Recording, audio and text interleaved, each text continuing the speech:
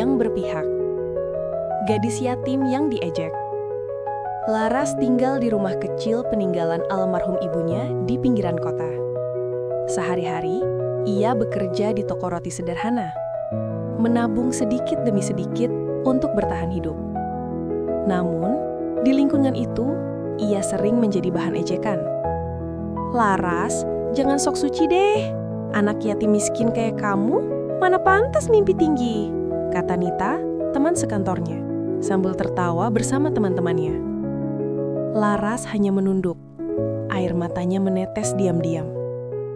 Ia terbiasa diperlakukan seperti itu sejak kecil. Sejak orang-orang tahu bahwa ayahnya meninggalkan mereka tanpa kabar. Dan ibunya meninggal karena sakit tanpa sempat mendapat pertolongan. Namun, di balik kesedihannya, Laras memiliki hati yang lembut dan semangat yang tak pernah padam. Ia percaya bahwa hidup tidak akan selalu kelam. Di malam hari, ia menatap langit dari jendela kecil kamarnya, berbisik lirih, "Bu, kalau aku terus sabar, apakah suatu hari kebahagiaan akan datang juga?" Tanpa ia tahu, nasibnya mulai berubah sejak hari itu. Seorang pria berpakaian rapi datang ke toko roti tempatnya bekerja. Ia tinggi, berwibawa, dan tampak berkelas. Semua orang langsung memperhatikannya. "Permisi, apakah kamu Laras?" tanya pria itu dengan suara lembut tapi tegas. Laras mengerutkan kening. "Iya, saya. Ada apa ya, Pak?" Pria itu tersenyum samar. "Aku dikiring untuk menemuimu. Ada sesuatu yang harus kamu ketahui tentang keluargamu." Seketika, hati Laras berdegup kencang. Kata-kata itu seolah menghentikan waktu. Apakah mungkin sesuatu yang selama ini ia cari akhirnya datang? Rahasia darah biru. Pria itu memperkenalkan diri sebagai Arman, pengacara keluarga Wijaya, salah satu keluarga terkaya di Indonesia. "Ayahmu, Tuan Wijaya, baru saja meninggal dunia, dan kami menemukan dokumen lama yang membuktikan bahwa kamu adalah putri kandungnya," kata Arman pelan. Laras terdiam. Ia nyaris tak bisa bernafas.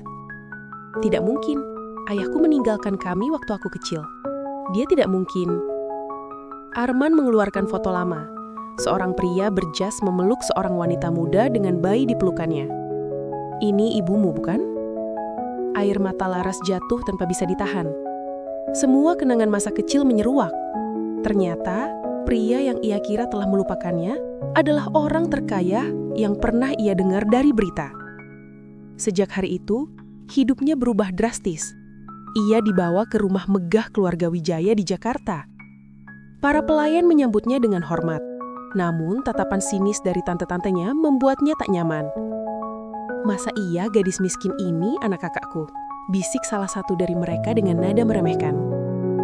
Meskipun begitu, Arman terus menenangkannya. "Tuan Wijaya sempat menyesal sebelum meninggal. Ia ingin kamu mendapatkan hakmu sebagai ahli waris." Laras hanya bisa menggenggam calung peninggalan ibunya. "Aku tidak ingin kekayaan.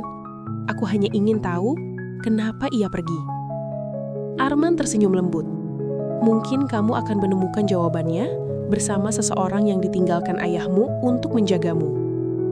Dan di balik pintu besar ruang tamu, muncul seorang pria muda berjas abu-abu dengan mata teduh. Raka Wijaya, CEO muda yang akan mengubah hidup Laras selamanya. Pertemuan dengan sang CEO. Raka berdiri tegak, menatap Laras dengan penuh perhatian. "Jadi, ini gadis yang selama ini ayah suruh aku cari," katanya pelan. Laras merasa gugup. Pria di depannya begitu berkarisma, tapi sorot matanya hangat. "Ayahku mengenalmu?" tanyanya lirih. Raka mengangguk. "Iya, aku sebenarnya sudah lama mencari kamu. Aku berjanji akan menjagamu bila ayah pergi." Laras nyaris tak bisa percaya. Iya, gadis yatim yang sering dihina, ternyata seseorang yang begitu penting dalam hidup orang-orang besar. Hari-hari berikutnya, Raka mulai mengurus semua keperluan Laras. Ia mengajarinya cara beradaptasi di lingkungan elit, bahkan mengantarnya berbelanja dan makan malam di restoran mewah. Semua orang kagum dengan perubahan gadis itu. Namun, Nita dan teman-teman lamanya malah menyebar gosip. Laras cuma numpang kaya, lihat aja, nanti dia akan dibuang lagi. Laras berusaha tidak peduli. Ia hanya fokus pada dirinya sendiri dan pada Raka, yang semakin hari semakin membuat hatinya bergetar. Suatu malam, saat mereka makan malam di balkon, Raka berkata, "Ayahmu pernah bilang, kamu punya hati yang paling murni. Dan sekarang, aku tahu kenapa." Laras menunduk malu, wajahnya memerah. "Terima kasih, tapi aku masih belum pantas." Raka tersenyum. "Untukku, kamu sudah lebih dari pantas." Ucapan itu menjadi awal dari sesuatu yang indah, sesuatu yang akan mengubah kisah hidup Laras selamanya. Luka dan cemburu. Hari-hari Laras di rumah keluarga Wijaya mulai berubah. Ia sudah terbiasa memakai gaun mahal dan makan di meja panjang penuh kristal. Namun di balik kemewahan itu, hatinya tetap gelisah. Ia tahu banyak orang tidak menyukainya di rumah itu, terutama Nadine, sepupu Raka, yang diam-diam menyimpan rasa pada sang CEO. Suatu sore, Nadine menghampirinya dengan senyum sinis. "Kau pikir setelah tahu asal-usulmu kau bisa menjadi bagian dari keluarga ini begitu saja?" Laras menatapnya tenang. "Aku tidak ingin merebut apapun. Aku hanya ingin menjalani hidupku." Nadine tertawa kecil. "Lucu sekali. Tapi Raka sudah mulai memperhatikanmu, dan itu membuatku muak." Setelah Nadine pergi, Laras duduk termenung. Ia tidak mengerti perasaan yang kini memenuhi dadanya. Setiap kali Raka tersenyum atau menatapnya lama, jantungnya berdetak tak terkendali. Tapi, ia takut semua ini hanya karena belas kasihan. Malamnya, Raka memanggilnya ke ruang kerja. "Aku dengar Nadine bicara kasar padamu. Maaf, seharusnya aku melindungimu." Laras menunduk.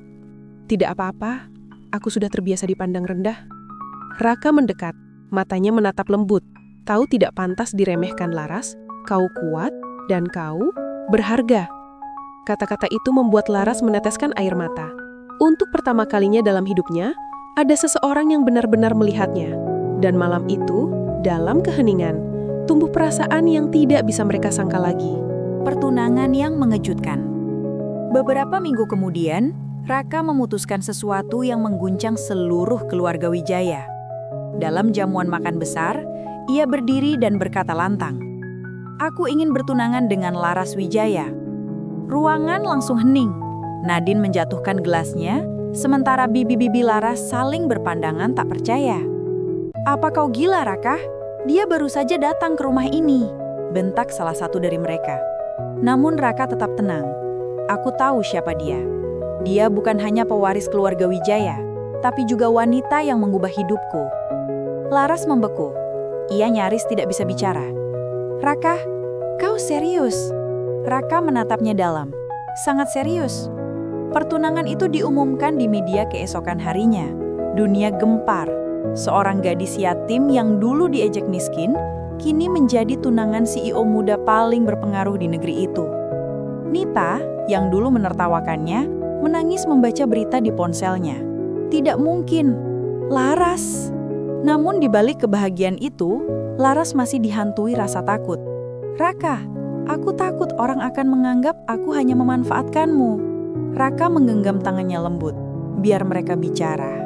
Aku tahu siapa dirimu, dan itu yang penting." Dan dengan itu, ia mengenakan cincin berlian di jari manis Laras, menandai awal dari kisah cinta yang tidak lagi bisa disembunyikan. Ujian dan fitnah. Setelah pertunangan diumumkan, gosip mulai beredar luas.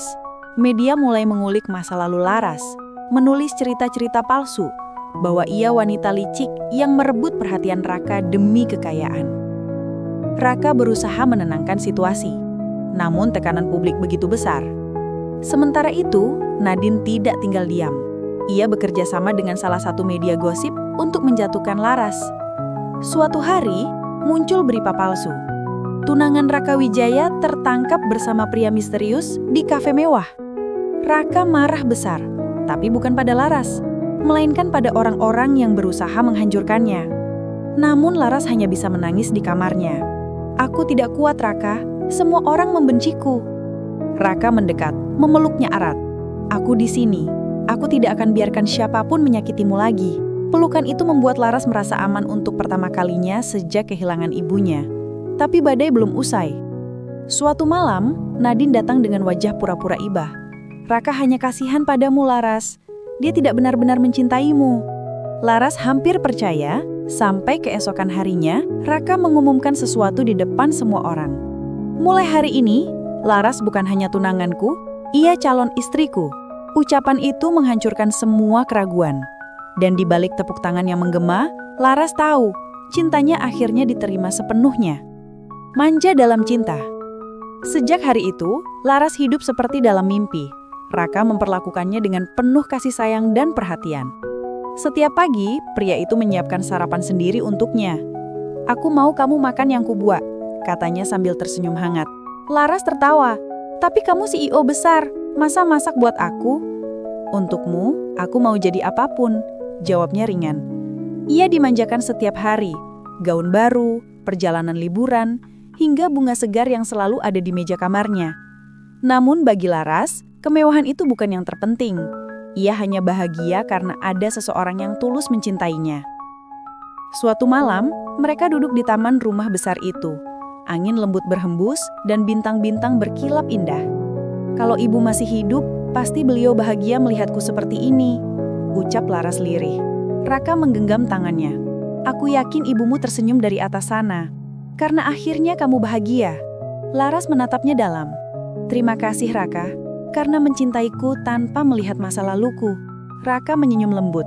"Bukan tanpa melihat, tapi karena masa lalumu yang membuatmu sekuat ini. Aku bangga padamu." Malam itu, Laras bersandar di bahunya.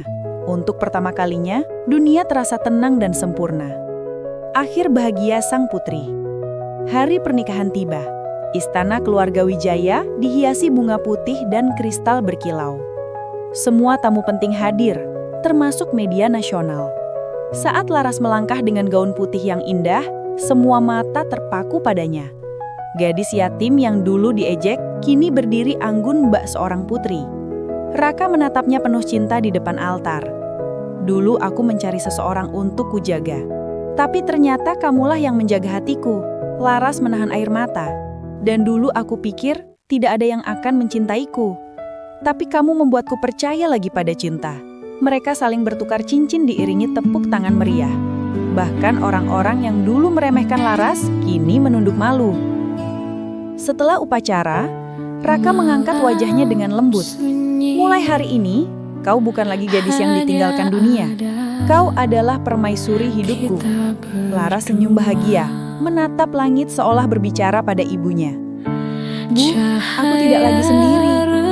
Dan di bawah sinar senja yang hangat, mereka menari perlahan di halaman istana.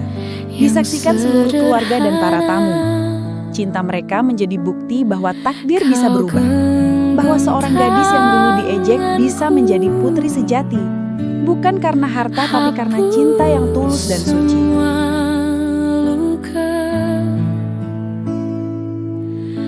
Aku temukan